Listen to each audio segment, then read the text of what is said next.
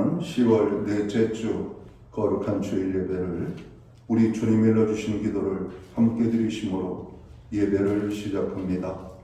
너희는 이렇게 기도하라. 하늘에 계신 우리 아버지여, 이름이 거룩히 여김을 받으시오며 나라의 마옵시며 뜻이 하늘에서 이룬 것 같이 땅에서도 이루어지리이다. 오늘날 우리에게 일용할 양식을 주옵시고 우리가 우리에게 죄지은 자를 사하여 준 것 같이 우리의 죄를 사하여 주옵시고 우리를 시험에 들게 하지 마옵시고 다만 악에서 구하옵소서. 대개 나라와 권세와 영광이 아버지께 영원히 있사옵나이다. 아멘. 주보에 있는 찬양으로 주님 앞에 나갑니다. 하나님 한 번도 나를 실망시킨 적 없으시고 언제나 공평과 은혜로 나를 지키셨네. 오늘 이 찬양으로 주님 앞에 나갑니다.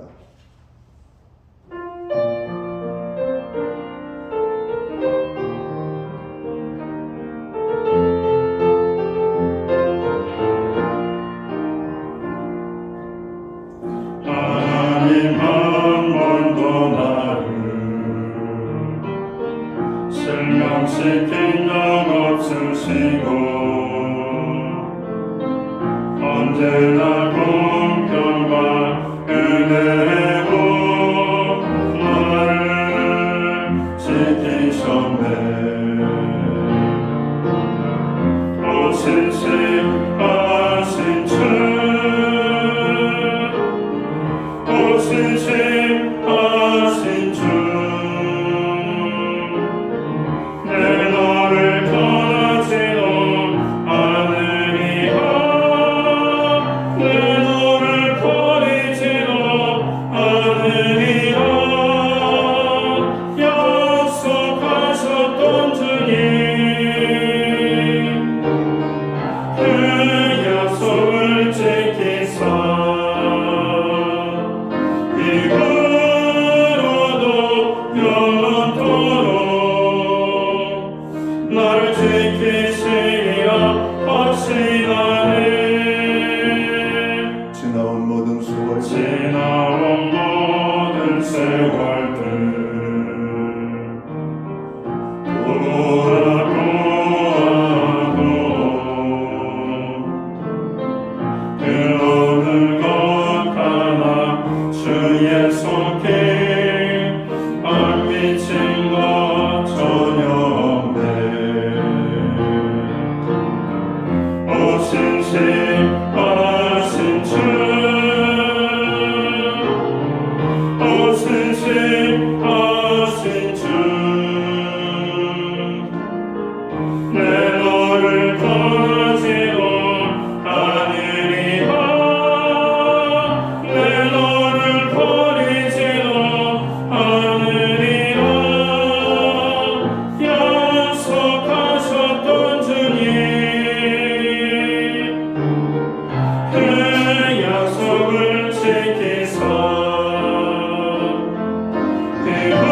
이후로도 영원토록 나를 지키시리라 확신하네. 교동문 24번 시편 46편 말씀을 한 절씩 교독합니다. 하나님은 우리의 피난처시요 힘이시니 환난주에 만날 군 도움이시라. 그러므로 땅이 변하든지 산이 흔들려 바다 가운데에 빠지든지 바닷물이 솟아나고 뛰놀든지 그것이 힘으로 산이 흔들릴지라도 우리는 두려워하지 아니하리로다. 한 시내가 있어 나뉘어 흘러 하나님의 성 곧 지존하신 이의 성소를 기쁘게 하도다. 하나님이 그 성중에 계시매 성이 흔들리지 아니할 것이라. 새벽에 하나님이 오시구나. 그가 땅 끝까지 전쟁을 쉬게 하시며 발을 걷고 창을 걸으며 수레를 부숴버리시다. 이르시기를 너희는 가만히 있어 내가 하나님 됨을 알지어다. 내가 온 나라 중에서 높임을 받으리라. 내가 세계 중에서 높임을 받으리라 하시도다. 만군의 여호와께서 우리와 함께 하시니 야곱의 하나님은 우리의 피난처시구나. 아멘. 자리에 착석하시겠습니다. 찬송가 85장 찬양, 오늘 이 찬양으로 하나님 앞에 영광 돌리고 드려지는 예배를 위하여 최용 목사님 기도하겠습니다.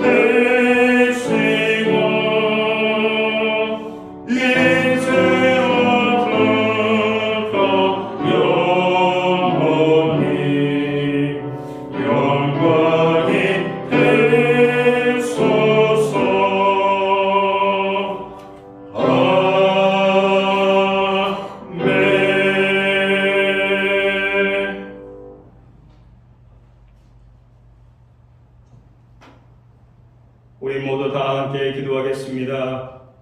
길이요 진리요 생명이 되신 하나님 아버지, 온 성도가 거룩한 성전에 함께 모여 예배드리게 심주심을 감사드립니다.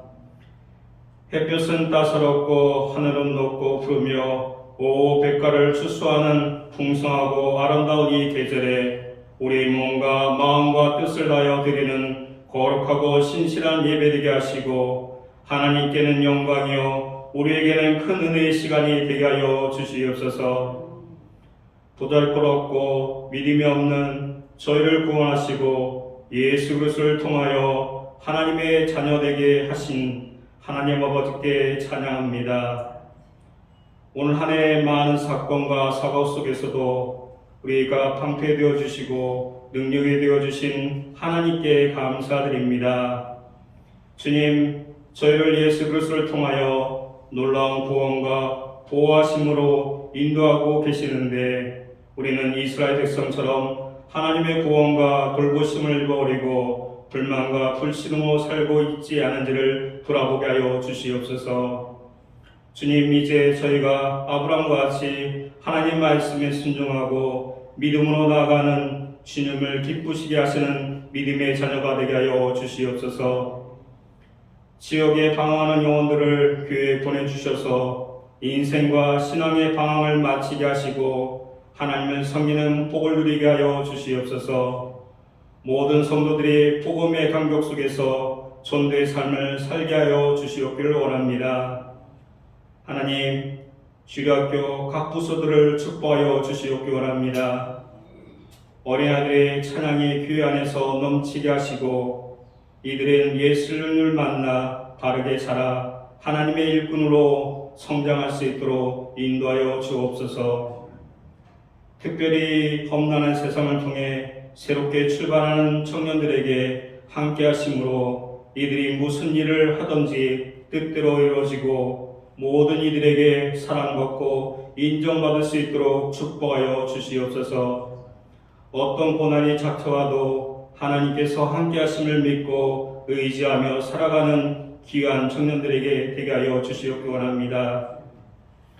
오늘 하나님 말씀을 전하시는 담임목사님에게 성령의 놀라운 은혜를 부어주시고 영육간에 강건케 하시고 그리스도의 온전한 사랑과 탁월한 영적 믿으심을 허락하여 주심으로써 방황하는 영혼들에게 예수께 인도하는 주님의 능력의 종이 되게 하여 주시옵기 원합니다. 하나님, 우리가 온전히 서야 될 것이 바로 교회 예배 자리라는 것을 깨닫게 하여 주시옵소서. 하나님, 이 예배를 기뻐 받아주시고 함께하여 주시옵소서. 감사드리며 예수 그리스도의 이름으로 기도드립니다. 아멘.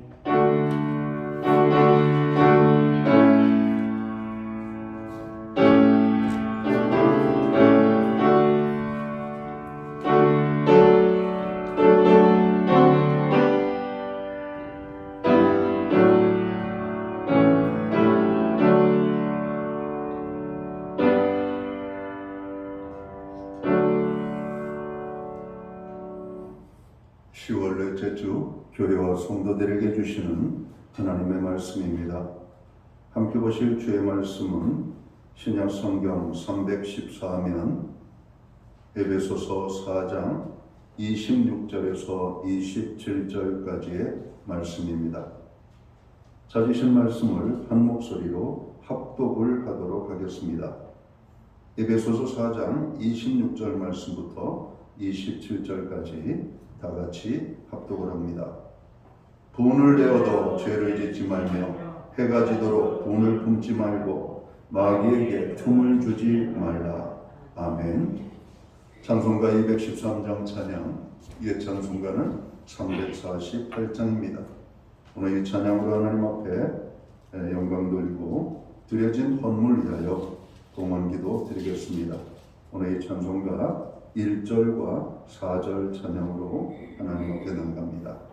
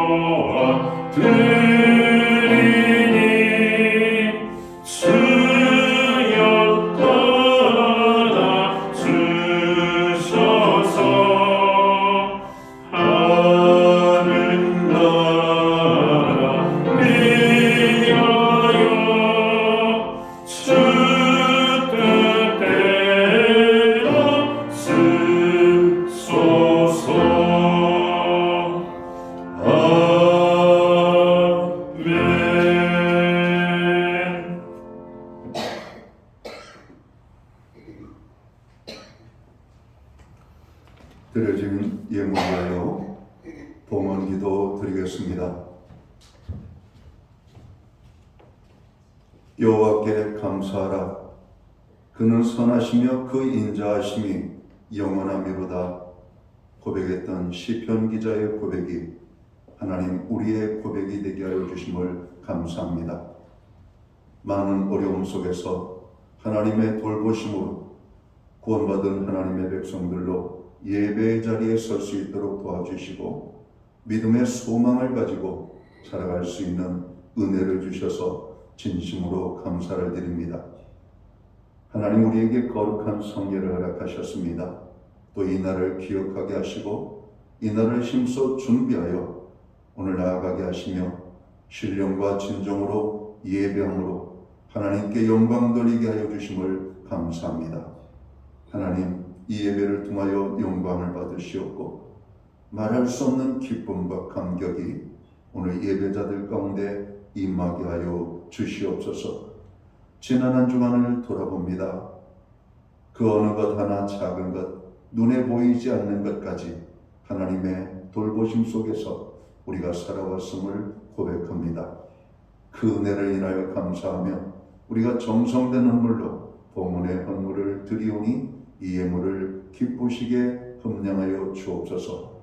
11조의 예물로 각종 제목의 감사의 예물로 목적성 헌물들과 주일헌금으로 주님 앞에 드립니다.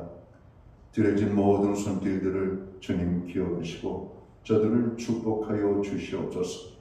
하늘 복으로 풍성케 하여 주시옵소서. 땅의 복으로 넘치게 하여 주시옵소서. 가정을 화목하고 건강하게 지키시며 우리의 일터와 기업과 산업에 하나님께서 함께하여 주셔서 30배, 60배, 100배의 결실을 거두는 축복의 기업과 산업이 되도록 주관해 주옵소서. 선물로 주신 자녀들은 하나님의 기쁨이 되고 부모의 자랑이 되며 또 저들의 삶 속에 함께 하시는 하나님의 살아계심이 아름다운 열매로 풍성하게 맺힐 수 있도록 축복해 주시옵소서. 하나님, 이 어려운 때를 살아갑니다. 무엇보다도 하나님의 백성들 그 믿음을 지켜 주시옵소서. 굳세게 하여 주시옵소서. 오직 하나님만을 바라보며 나아갈 때 하나님께서 저들의 길을 생명의 길로 이끌어 주시기를 간절히 소원합니다. 하나님, 오늘 우리가 드리는 중보의 많은 기도들이 있습니다. 그 모든 기도들 받으시옵고 응답의 축복을 더하여 주시옵소서. 고난 중에 있는 자들을 위하여 간구하는 그 부르짖는 기도에 하나님 가장 빠르게 응답하여 주셔서 저들의 삶의 자리가 평안하고 안정하고 아버지 넘쳐날 수 있도록, 그리고 어떤 고난과 환난도 이겨낼 수 있는 담대한 믿음으로 주님 붙잡아 주시기를 간절히 소원합니다. 하나님, 우리로 하여금 믿음의 가정을 세우게 하셔서 감사합니다. 여호와 하나님만을 경외하는 가정, 말씀 위에 세워지는 가정, 하나님의 말씀에 순종하는 구원받은 가정으로 우리 모두를 주관해 주시옵소서. 구원받지 못한 영혼들을 위하여 간구하는 기도하는 많은 분들이 있습니다. 그 이름을 부르며 간구하는 그 모든 이름들을 구속하여 주시옵소서. 우리에게 먹을 것, 입을 것, 쓸 것, 필요를 공급해 주신 하나님 감사합니다. 우리만 먹고 마시고 누리는 것이 아니라 연약한 자들을 돌아보게 하시고 또 그들을 아버지 하나님의 마음으로 품을 수 있는 저희들 되게 주옵소서. 오늘 이 시간 우리가 예배의 자리에 나가게 하심을 감사합니다. 아버지 하나님, 우리와 함께 예배의 자리에 서지 못하는 많은 연약한 지체들이 있습니다. 있는 곳 곳에서 예배에 힘쓰는 하나님의 사람들 되게 하여 주시옵소서. 우리에게 드릴 수 있는 환경 주셔서 감사합니다. 믿음으로 드리오니 드려진 예물이 사용되는 곳에 주님의 영광이 나타나고 하나님의 나라 확장을 위하여 쓰여지며 주님의 복음이 땅끝까지 전파되는 일에만 온전히 사용되게 하여 주시옵소서. 이 모든 말씀을 우리 구주 예수 그리스도의 이름 받들어서 감사드리옵고 봉헌기도 드리옵나이다. 아멘.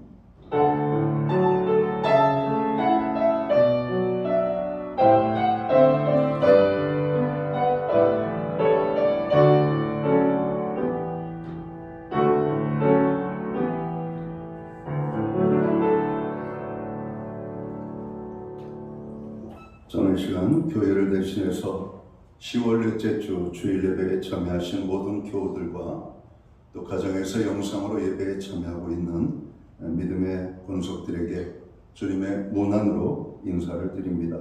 우리 예배 자리에 참여한 한 분 한 분을 환영합니다. 옆에 분들 그리고 앞뒤에 계신 분들 우리가 손을 흔들며 반갑게 인사 나누도록 하겠습니다. 반갑습니다. 축복합니다. 오늘도 예배의 풍성한 은혜가 한 분 한 분에게 넘쳐나기를 간절히 바랍니다. 예배의 회복이 우리의 삶의 회복입니다. 항상 예배에 힘쓰는 성도들 되기를 바랍니다.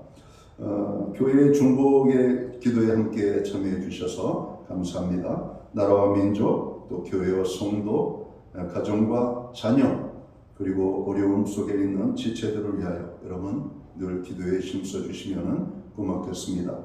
특별히 이제 코로나 상황이 점점 약화되고 이제 일상의 회복을 찾을 날이 점점 가까이 오는 것 같습니다.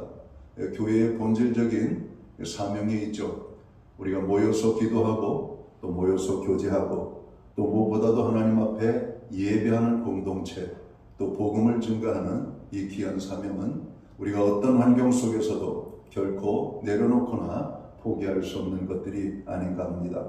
오늘 교회의 기본적인 사역이 이제 온전하게 회복이 될 수 있도록 여러분 기도해 주시면 고맙겠습니다. 저희가 목장 기도 모임을 시작하고 있습니다. 많이 그동안 오랫동안 모임을 갖지 않다가 모임을 가지니까 하실 이야기도 많고 또 우리가 나눌 것도 많지만 무엇보다도 기도에 힘쓰는 목장 기도 모임이 될 수만 있도록 힘써 주시면 고맙겠습니다. 매주 수요일마다 교회는 온라인 성경 공부를 제공하고 있습니다. 금주는 34과 지혜로운 문제 해결이라는 주제를 가지고 공부를 하도록 하겠습니다. 코로나 상황 속에서 그동안 저희가 성찬 예식을 진행을 하지 못했습니다. 이제 10월 마지막 대주 다음 주가 되겠네요. 우리가 주님의 몸과 피에 참여하는 성찬 예식을 진행하고자 합니다. 우리가 기도로 준비하고 성찬에 참여해 주시면 되겠습니다.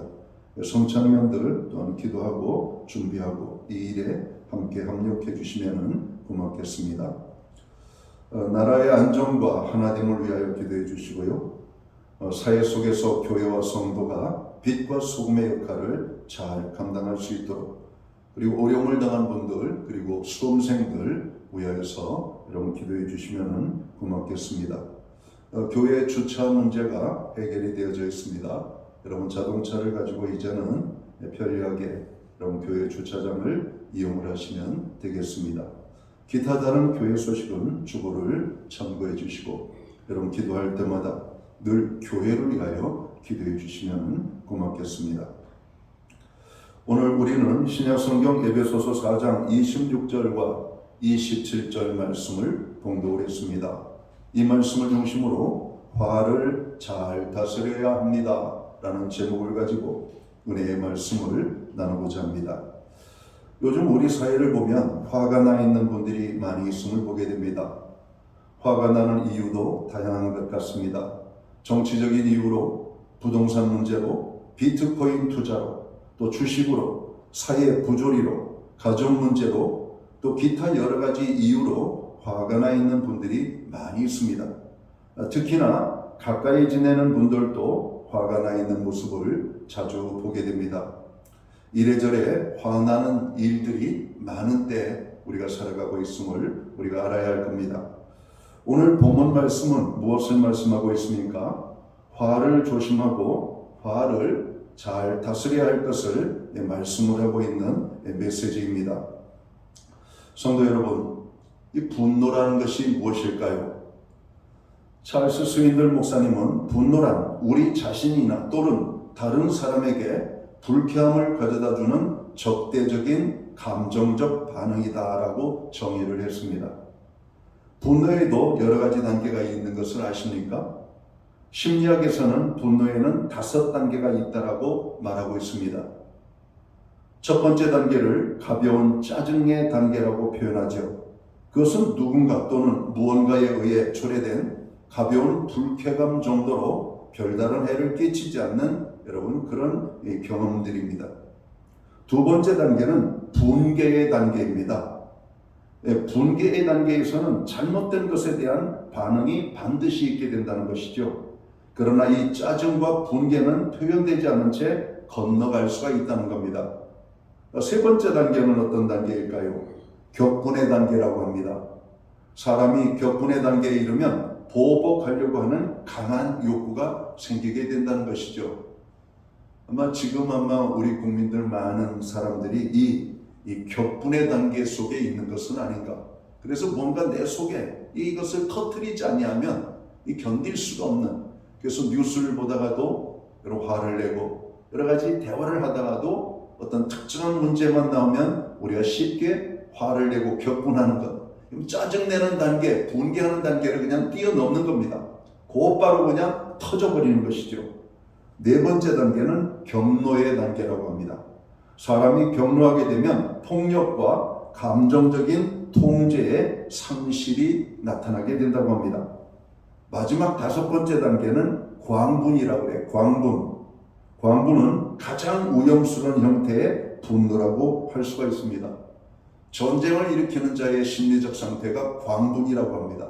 전쟁을 일으키는 자, 히틀러가 그랬고 무솔리니가 그랬고, 여러분 다른 나라를 침략하는 침략자의 마음속에는 이 광분의 마음이 있다는 겁니다. 뭔가 이렇게라도 하지 않으면 견딜 수 없는, 자기만 죽으면 되는데 왜 다른 나라 사람들을 고통스럽게 하는지 모르겠습니다.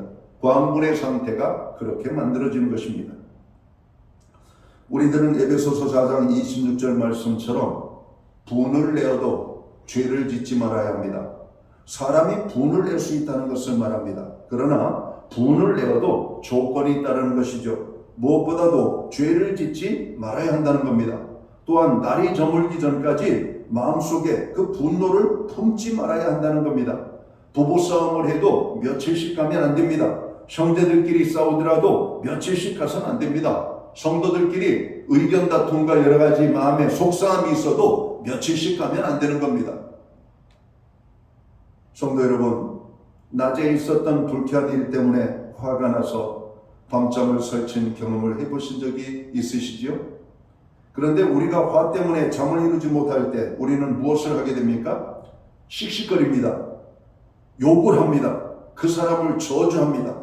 어떻게 하면 그 사람을 골탕을 먹일까, 애를 먹일까 하는 이런 나쁜 생각을 하게 됩니다. 사랑하는 성도 여러분, 이것이 바로 죄 짓는 것임을 알아야 합니다. 야고보서 1장 20절은 이렇게 말씀합니다. 사람의 성내는 것이 하나님의 의를 이루지 못함이니라, 이렇게 말씀해요.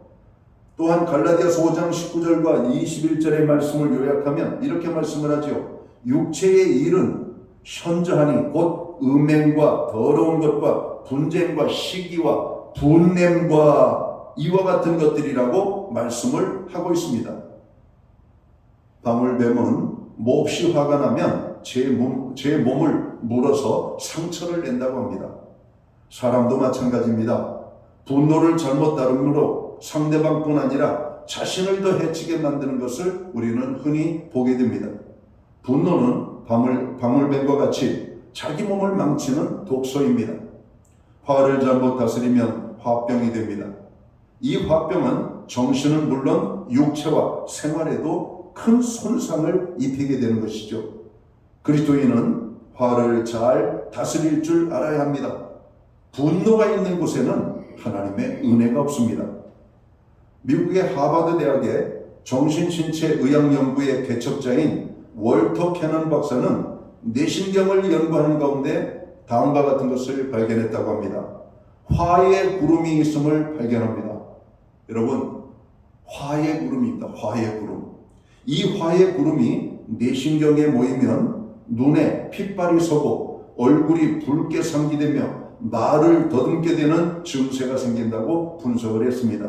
또한 화를 내는 사람은 호흡이 가빠지고 심장박동이 불규칙해지며 피가 위와 장기에서 심장과 중추신경, 궤, 근육 등으로 역류를 하고 소화기관의 기능이 중지되고 간에 저장되어 있던 당분이 유출되고 아드레날린이 분비된다라고 여러분 보고하고 있습니다. 아드레날린이 분비되는 것은 좋은 것이 아닙니다. 청소년들은 뭔가 스릴 있는 것을 좋아하잖아요. 놀이동산에 가면 어른들은 회전목마만 타도 어지럽습니다. 그런데 아이들은 그냥 고공에서 그냥 위험스러운 일을 즐겨야만 그 아이들의 마음속에 있는 스트레스가 여러분 날아가는 겁니다. 그런 위험스러운 놀이기구를 타면은요, 이 몸 안에 아드레날린이 분비가 되는 거예요. 흥분 상태가 되는 겁니다. 여러분, 우리 사회가 지금 이런 사회가 되어 있습니다. 동물의 왕이라는 사자는 약 25년 정도를 산다고 합니다. 그러나 악어는 사자에 비해 2배의 수명을 더 사는데 그 차이는 사자는 특별히 커다란 아드레날린 분비샘을 가지고 있는데 반해서 악어의 분비샘은 아주 작다는 겁니다. 그래서 사자는 분노에 아주 빠르게 반응을 하는데 악어는 종종 움직이지도 않고 방해받지도 않고 죽은 듯 잠자는 시간이 많다고 하는 겁니다. 그러니까 화를 자주 내고 강하게 내는 것은 수명에도 영향을 준다는 것입니다. 실제로 의사인 엘로 브레이크라고 하는 분은 이렇게 말하고 있습니다. 심장병에 중요한 역할을 하는 콜레스테롤의 수치를 높이는 것은 식습관 때문이 아니라 나쁜 감정 때문이다 라고 그는 말하고 있습니다. 여러분, 콜레스테롤 수치가 높아져도 낮아져도 문제가 되는 거죠. 그런데 이 콜레스테롤의 문제는 먹는 식생활의 문제가 아니라 감정의 문제 때문에 더 큰 변화가 나타난다는 겁니다. 이렇듯 분노는 사람의 영과 육의 모든 부분에 영향을 미치는 것입니다. 자, 그러면 우리가 이 분노를 어떻게 다루고 이 분노의 감정을 어떻게 극복해서 아름다운 여러분 믿음의 삶을 우리가 살 수가 있을까요? 우리는 분을 내므로 죄를 짓지 말아야 합니다. 잠언 29장 22절 말씀을 보면 노하는 자는 다툼을 일으키고 분하여 하는 자는 범죄함이 많으니라 이렇게 말씀을 합니다. 분노는 터지고 나면 주워 담을 수가 없습니다. 분노의 폭발은 사람들에게 상처를 안겨주게 됩니다. 분노를 느낄 때 하나님을 불러봐야 됩니다. 하나님 앞에 나가야 돼요. 내 마음에 화가 나는 마음이 있을 때 우리는 다른 걸 생각하지 않고 하나님께로 나가야 될 때가 됐구나, 이런 어떤 생각을 가지고 하나님 앞에 나가야 된다는 겁니다. 그리고 하나님 앞에 정말 못 참겠습니다. 속히 나를 좀 도와주십시오. 내가 이 화를 하나님 도와주시지 아니하면 감당할 수가 없겠습니다. 바로 이런 것이죠. 우리 하나님의 도우심을 구하면 그 순간 성령님께서는 우리를 도와 그 화를 넘어가게 해주신다는 겁니다. 분노를 다스리지 못하면 파괴적인 결과를 가져옵니다. 그러나 화가 나는 그 순간을 지혜롭게 잘 넘기면 반드시 좋은 결과가 나타납니다. 여러분, 가정에서 화가 나면, 직장에서 화가 나면, 우리가 신앙생활하는 공동체인 교회에서 화가 나면 여러분들은 어떻게 그 화를 다스리고 있습니까? 분노는 증오를 낳고 증오는 자신과 타인 그리고 하나님과의 관계마저 무너뜨린다라고 하는 사실을 우리가 깨달아야 될 것입니다. 그래서 분노를 다스리지 못하면 죄를 짓게 되는 것입니다. 우리가 어떻게 이 분노를 억제할 수가 있을까요? 디모데전서 2장 8절은 분노와 다툼 없이 거룩한 손을 들어 기도하기를 원하노라. 여러분, 분노하는 교회, 분노하는 가정, 또 분노하는 사람들은 무엇보다도 기도에 힘써야 됩니다. 여러분, 기도할 때 타인의 모습뿐만 아니라 자기 자신의 모습을 보게 하기 때문에 우리는 분노의 원인을 정확하게 진단하게 됩니다. 그래서 기도하다 보면 용서할 수 없었던 자들이 용서되어지고, 용납할 수 없던 사람들을 용납하게 되고, 사랑할 수 없었던 사람들을 사랑하게 되는, 여러분, 신기한 매력이 있는 것이 기도라고 하는 것이죠. 근데 많은 사람들이 화가 나면 하나님 앞에 나아가기보다는 그 감정을 폭발을 시키려고 합니다. 술로 다스리려고 하죠. 이런 그 자리를 피하는 것으로 극복이 된다고 생각합니다. 그렇지 않습니다. 분노의 감정은 피한다고 되는 게 아니에요. 그게 쌓이게 되는 겁니다. 쌓이면 나중에 더 큰 폭발이 일어나는 것이죠. 많은 사람들이 싸움을 할 때 그런 얘기를 하잖아요. 내가 이런 말까지는 하지 않으려고 했는데 내가 참다 이제는 더 이상 못 참겠다, 이겁니다. 여러분, 화날 때마다 피하는 겁니다. 피하면 그때 이런 임시 처방은 되죠. 그러나 근본적인 해결이 안 되는 겁니다. 그 화의 문제를 해결하기까지는. 그래서 우리가 이 분노를 컨트롤할 수 있는 방법은 기도의 자리에 나가는 것이라고 하는 겁니다. 야고보서 1장 19절에 보면 말하기는 더디하고 성내기도 더디하라고 말씀합니다. 여러분, 우리가 성내는 이유들을 가만히 보면 잘 이해하지 못해서 그렇게 화낼 일이 아닌데 오해 때문에 생기는 경우가 의외로 많습니다. 꼭 화날 일 때문에 화날 일이 아니에요. 그 순간의 사건에 욱했지만 나중에 가만히 생각해 보면 아니 내가 왜 그런 일로 화를 냈지? 하면서 자기 자신에 대한 연약함을 여러분 보게 된다는 것입니다. 말하기를 좀 더디해야 돼요. 더군다나 화내는 것은 더 더디해야 됩니다. 충분히 생각하고 고민하고 난 다음에 화를 내도 된다는 겁니다. 근데 그게 쉽게 되지를 않죠. 잠언 16장 14절에 보면 화가 날 때 지혜로운 가운데 행하라고 말씀합니다. 여러분 지혜가 있습니다. 화를 내지 말라는 게 아니에요. 화를 낼 때에도 여러분 지혜 가운데 화를 내면은 그 문제가 죄로 연결이 되지 않는다라고 하는 것이죠. 에베소서 4장 31절을 보면 악의와 함께 분냄을 버리라고 말씀합니다. 여러분 우리가 죄를 회개할 때 죄를 털어버리잖아요. 우리가 이 죄의 문제를 털어버리는 겁니다. 내 마음에 분노의 마음이 생길 때 하나님 이 분노의 마음을 제거해 주옵소서라고 기도해야 되는 겁니다. 하나님께서는 우리 이 마음을 주장해 주시죠.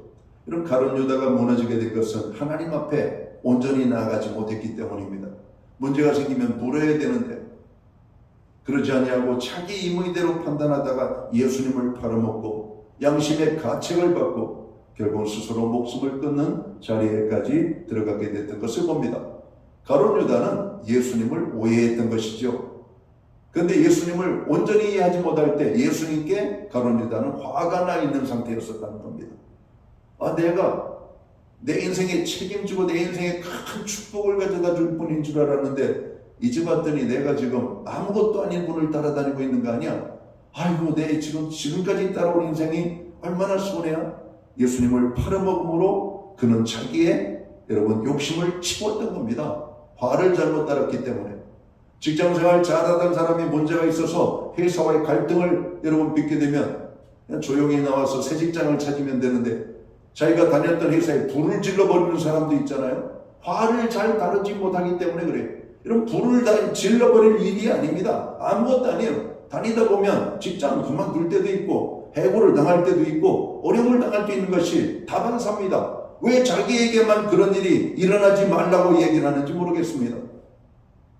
가만히 생각해 보면 아니에요. 우리가 기도하면 하나님께서 그 사건을 통해서 우리를 더 좋은 곳으로 이끌어 주실 수 있다는 사실을 왜 우리는 이해하지 못할까요?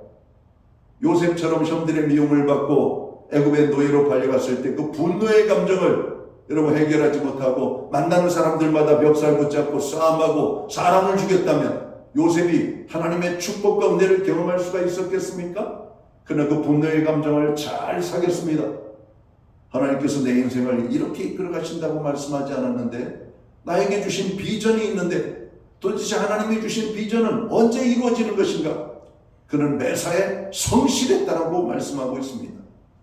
사랑하는 성도 여러분, 하나님의 사람들은 하나님이 우리의 인생을 이끌어 가신다는 사실을 꼭 명심하셔야 돼요. 우리는 화에 무너질 존재가 아닙니다. 화 때문에 죄를 지어서는 더더군다나 안 되는 것입니다. 성경에서 최초로 분노를 다루는 것은 창세기 4장에서 등장합니다. 가인은 분노를 다스리지 못하고 동생을 죽였습니다. 분노가 가져다 준 결과는 무섭습니다. 하나님은 가인에게 내가 분하여 함은 어찌미며 안색이 변함은 어찌미뇨 라고 말씀하십니다. 성경은 분노의 감정 그 자체를 정죄하지는 않습니다. 분노를 바르게 처리하지 못하는 태도를 경고하고 있는 것입니다. 성경은 단지 겉으로 드러난 분노 때문에 그 사람에게 너 큰 죄를 지었다 말하고 있지 않습니다. 분을 낼 수 있습니다. 살다 보면 분을 안 내고 살기 어렵죠. 성경은 그 사실을 이해합니다. 하나님도 이해하십니다. 단지 분노의 원인과 분노의 감정을 처리하는 방법에 관심을 갖고 계신 것을 우리는 알아야 합니다. 성경은 성내기는 더디하라고 말씀하고 있습니다. 성급히 나타내는 분노는 죄라고 경고하는 것입니다. 너무나 많은 사람들이 생각하기 전에 분노를 터뜨려 버리죠. 그리고는 자제력을 잃어버립니다. 화가 날 때 한 템포만 늦추시기 바랍니다. 그리고 이유를 생각하셔야 돼요. 오해 때문일 수 있습니다. 그리고 그렇게 중요한 일이 아닐 수 있습니다. 분노가 죄를 충동이고 있음을 깨닫고 분노에 의해 행동하지 않도록 우리가 힘써야 한다는 겁니다. 우리가 분노의 원인을 생각하면 쉽게 분노를 다스릴 수 있고 감정을 가라앉힐 수 있습니다. 사실 사람들은 대단한 것 때문에 화를 내는 것이 아닙니다. 지나고 나면 아무것도 아닌 것에 불같이 화를 내고 후회할 때가 얼마나 많은지 모릅니다. 부부간의 사소한 것 때문에 심하게 싸우는 일이 많습니다. 화가 날 때 죄를 짓기 쉽습니다. 화난 감정에 사로잡혀서 사람을 미워할 수 있습니다. 복수심에 불탈 수도 있습니다. 하나님을 근심시키고 불순종할 수가 있습니다. 화난 감정에 사로잡혔을 때 죄짓지 않도록 성도들은 조심해야 할 것입니다. 화를 낸 후 그로 인하여 사단에게 속아 부끄러워하고 위축되어서 하나님과 교회를 멀리하는 일이 없어야 할 것입니다. 부부가 멀리하는 일이 없도록 해야 됩니다. 성도 간에 화난 것 때문에 여러분 멀리할 필요가 없다는 겁니다.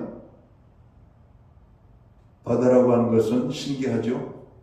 세상에 온갖 더러운 오물들이 여러분 바닷속으로 다 여러분 흘러 들어갑니다.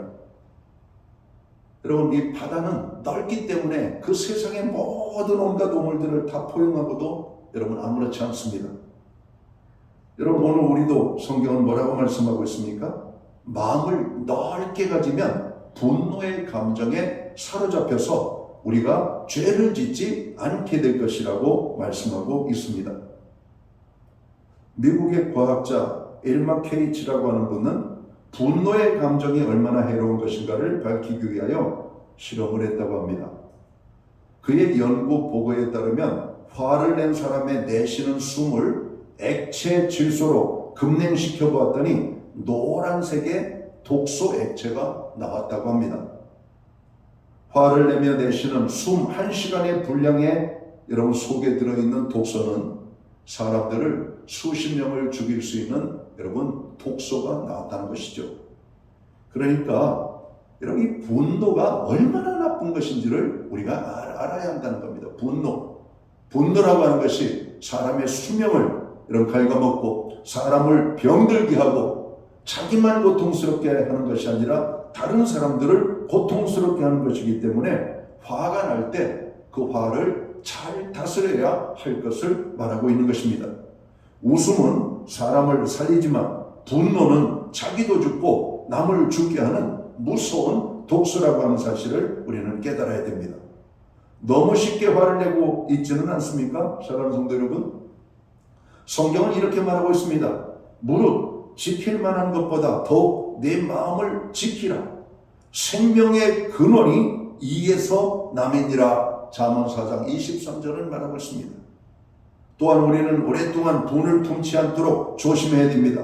분노의 감정 그 자체는 죄가 아니지만 분노를 잘못 다루면 무서운 파괴적 결과가 초래할 수 있음을 성경은 가르쳐주고 있다는 겁니다. 오늘 성경은 분을 내어도 죄를 짓지 말며 해가 지도록 분을 품지 말라고 말씀합니다. 화를 낼 수는 있지만 오래 끌지 말고 곧바로 화가 난 감정을 풀라고 하는 말씀입니다. 화가 날 때 분노가 치밀어 오르는 것은 어쩔 수가 없습니다. 그러나 분노의 감정을 오래 품는 것은 잘못된 것이라고 성경은 말하고 있습니다. 베드로가 예수님께 묻습니다. 내 형제가 잘못하면 몇 번이나 용서할까요? 7번 하면 될까요, 주님? 아니다. 70번에 7번까지도 용서를 하라고 말씀합니다. 오늘 주님의 이 정신과 마음을 가질 때 우리는 화의 문제를 생각보다 쉽게 해결할 수가 있습니다. 한 번만 참고 지나가면 됩니다. 한 번만 용서하고 지나가면 됩니다. 한 번만 우리가 용납하면 됩니다. 인내하면 되는 거예요. 그것도 안 되면 하나님 앞에 기도하는 것입니다. 화를 다스리지 못하면 파괴적인 결과를 가져옵니다. 그러나 화가 나는 그 순간을 지혜롭게 잘 넘기면 반드시 좋은 결과가 나타납니다. 화가 나면 일단 후퇴하는 것이 바람직합니다. 미국 대통령을 지낸 토머스 제퍼슨은 서재에 이런 글을 써붙였다고 그래요. 화가 나면 마음속으로 10가지를 세고 상대를 죽이고 싶은 마음이 생기면 마음속으로 100가지 세라. 여러분 화는 개인의 인격을 파괴하고 인간관계를 여러분 단절시키는 위험한 신호입니다. 우리들이 분노할 때 마귀는 틈을 노립니다. 우리로 하여금 죄를 짓게 할 수 있는 찬스가 생기는 것이죠. 성령 충만함을 잃어버릴 수 있게 됩니다. 교회와의 주님과의 관계를 이간시킬 위험을 갖게 되는 겁니다. 마귀에게 틈을 주려면 화를 내십시오. 자신이 화를 이길 자신이 없으면 빨리 그 화의 문제를 해결하시기 바랍니다. 분을 원한으로 발전시키지 않도록 조심해야 할 것입니다. 오늘 우리 사회가 화가 가득한 사회입니다. 앵그리버드가 가득한 세상이죠. 누가 우리를 살짝만 건드리면 폭발 지경에 있습니다. 어느 70대 할아버지가 자동차 운전을 하면서 파출소로 뛰어들었다고 합니다. 원인을 알고 보니까 불법 신호에 걸려서 딱지를 뗀 거예요. 근데 한 번만 봐달라고 그랬는데 교통경찰이 딱지를 끊어버린 겁니다. 화가 나니까 화를 이기지 못하고 자동차를 돌진해서 파출소로 여러분 돌진한 겁니다. 여러분 나이가 70이 되셔도 화를 다스리는 것은 쉽지 않은 문제입니다. 오늘 성경은 화가 났을 때 화를 잘 다스리라고 성경은 말하고 있습니다. 사랑하는 성도 여러분, 화가 머리끝까지 치밀어 오를 때 우리 주님의 십자가에 여러분 죽으심을 기억하십시오. 내가 죽으면 모든 문제가 해결되는 거 아닙니까? 한 번만 더 죽으시면 화의 문제를 해결할 수가 있을 겁니다. 기도하겠습니다. 하나님 아버지, 우리 사회는 화가 나 있는 사람들이 가득합니다. 진영의 논리로, 이념의 논리로, 사상의 논리로, 여러 가지 많은 정치적인 논리로, 부동산의 문제로, 주식의 문제로, 비트코인의 문제로 많은 젊은이들이 방황합니다.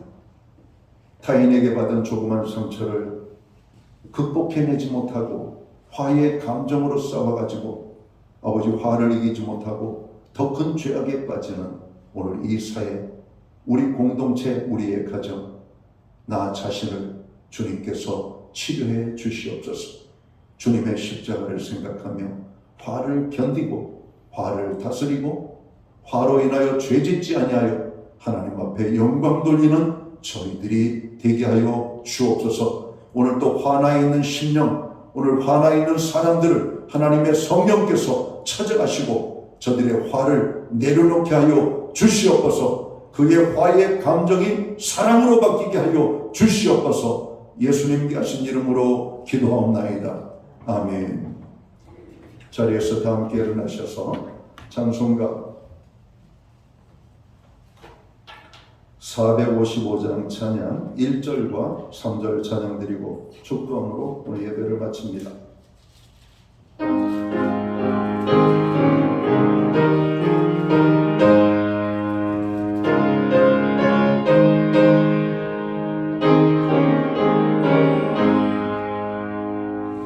주님의 마음을 본받는 자, 그 맘에 평강이 찾아오는 험악한 세상을 이기는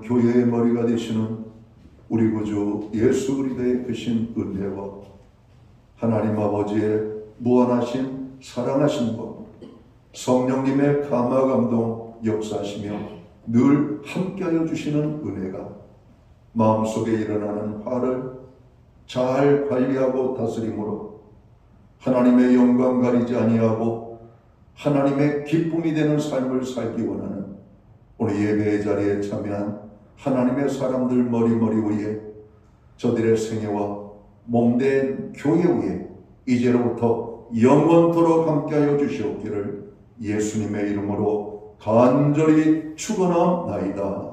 아멘.